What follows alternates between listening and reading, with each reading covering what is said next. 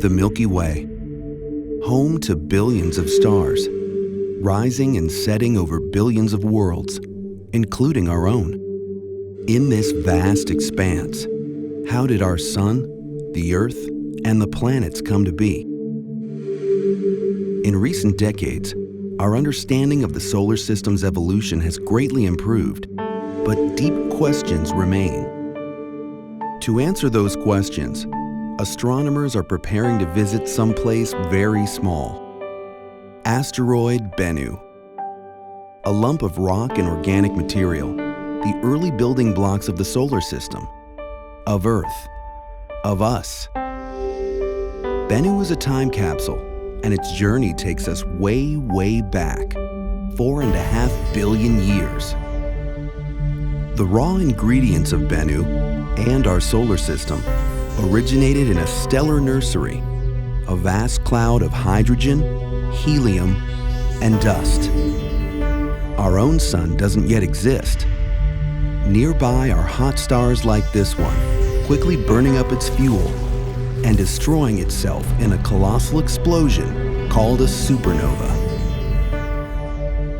The explosion destabilizes our cloud, causing it to collapse. In the geologic blink of an eye, 100,000 years, gravity and angular momentum flatten the cloud into a swirling disk. In the center, where molecules crash together tightest, a protostar revs up to incredible pressures and temperatures. Deep within the disk, clumps of dust not much larger than a grain of wheat are flash heated into droplets of molten rock, called chondrules. The source of this heat remains a mystery. Chondrules are destined to become the building blocks of the solar system. Coaxed by gravity and turbulence, the chondrules clump. They grow into the first asteroids, into mountains, into planets.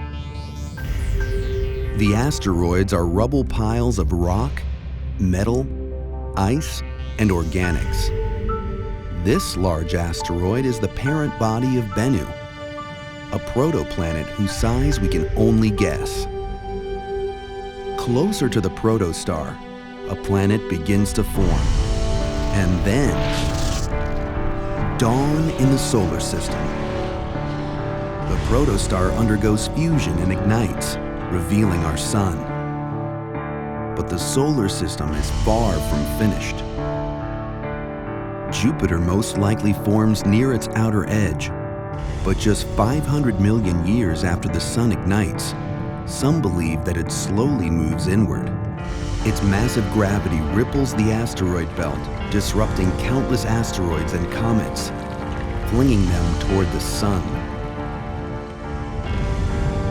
They rain down on the inner planets, hammering and remelting large portions of their crust. Did these impacts also deliver organics and water, key ingredients for life? Back in the asteroid belt, Bennu's parent body is lucky. It survives this period of heavy bombardment. The solar system cools and calms. Jupiter and its many moons assume the orbits that we see today. Billions of years of quiet follow, more or less. Then 1 billion years ago, one theory suggests a collision shatters the protoplanet.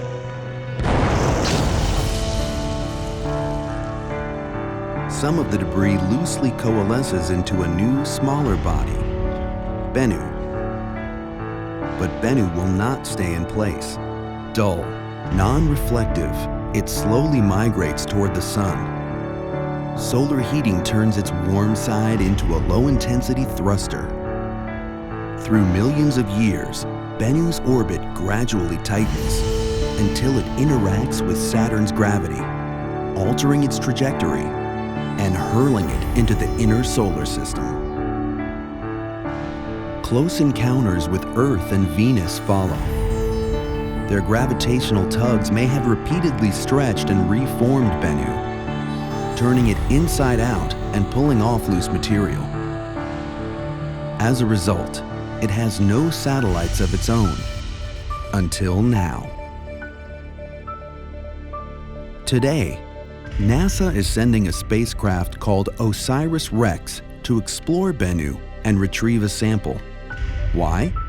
Bennu has survived its long journey and settled into a near-Earth orbit, bringing its secrets within our reach.